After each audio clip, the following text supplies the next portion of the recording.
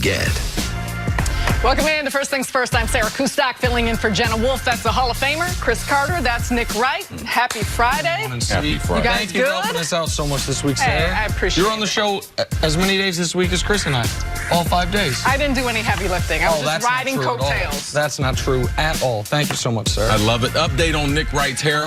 We're getting a little more of a comb over. He's got a little part coming. Well, a comb over implies like I'm bald in the middle. It's not a comb over.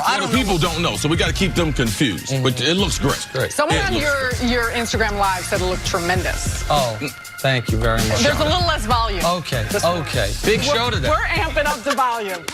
Big show today, that is right. The Nets might be rethinking Kyrie. The Lakers have a new challenge after trading for AD. But we start with Zion Williamson. Not surprisingly, he was the first pick in the NBA draft last night. The freshman phenom out of Duke is heading to New Orleans.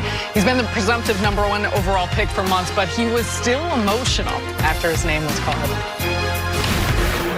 I don't even seem real. I just shook his hand. I dreamed about this since I was 4. And for it to actually happen, I just thank God for it. Look, this is not somebody who's supposed to be the savior of this franchise. That's not what this is.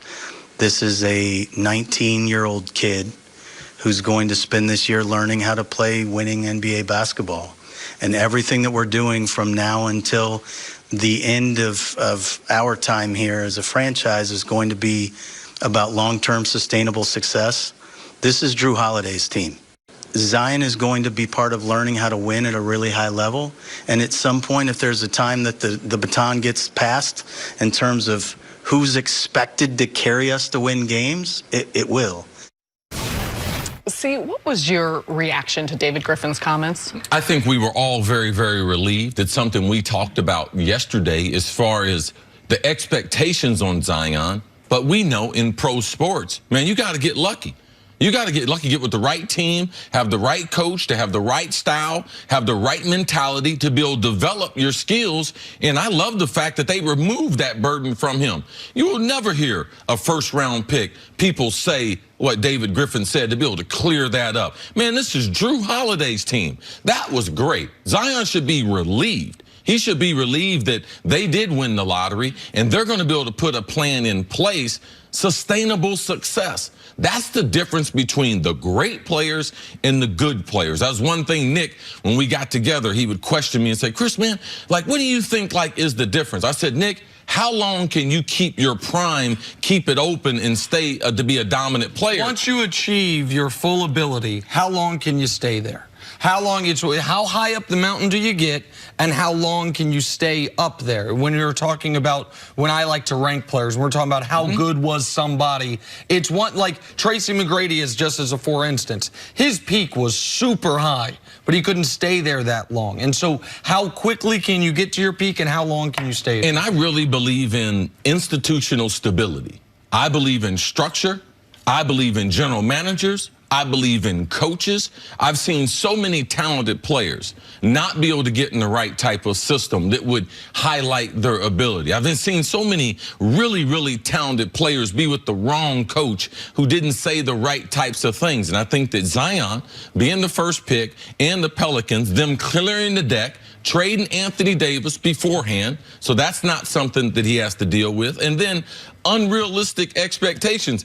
Zion wasn't even the leader on Duke's basketball team. Sure. Now we're going to take him into an NBA locker room full of grown men, a lot of them having guaranteed money, and then he's supposed to lead them. No, I like the way that they got off to the start from the time they won the lottery. They didn't even announce that they were going to pick him. Right. And then how they have proceeded since then, and the talent that they're putting around him. With Jerry West, when he was recruiting Shaq, who had already been to the NBA Finals, who was already a league MVP candidate, that's what was placed on Lonzo's shoulders immediately. Zion is 3 times the player Lonzo is, more accomplished in college, and yet you're still saying, no, this is not his team. This is Jrue Holiday's team. We will eventually build towards that. And even just compare it to the situation Ja Morant walks into in Memphis. And I'm very optimistic about Ja.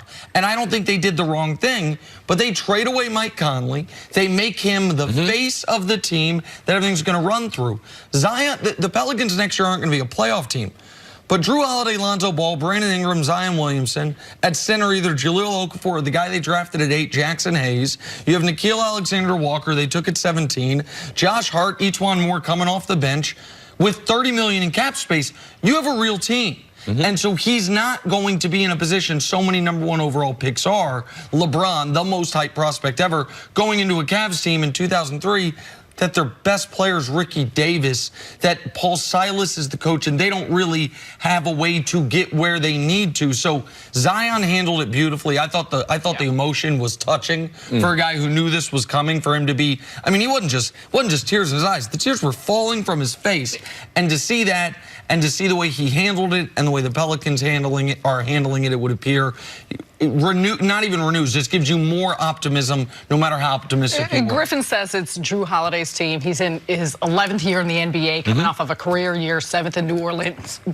But see, is there a distinction between being someone's team and being the face of the franchise? Well, I think that they're in a process. I think that even with the Bensons, as far as them resetting, recalibrating everything, when they hired David Griffin, that it's going to be a process, because trying to sell seats and trying to market the team is totally different than who's going to lead the team. And in the fourth quarter, with 8 minutes to go, who's going to run the offense and who's going to get buckets for me? So I believe that they'll go about those things in the right way. It's really important that Zion is doing all the right things. I don't believe that they're going to have him over-marketing him. I believe he's in enough market. He might have wanted to be in New York, but he don't know what he was asking for. I think he's going to be far more comfortable, and I believe they'll do a good job as far as him being one of the faces of the franchise. I think David Griffin did a good job saying, now, if one day that the torch needs to be passed, I believe that's on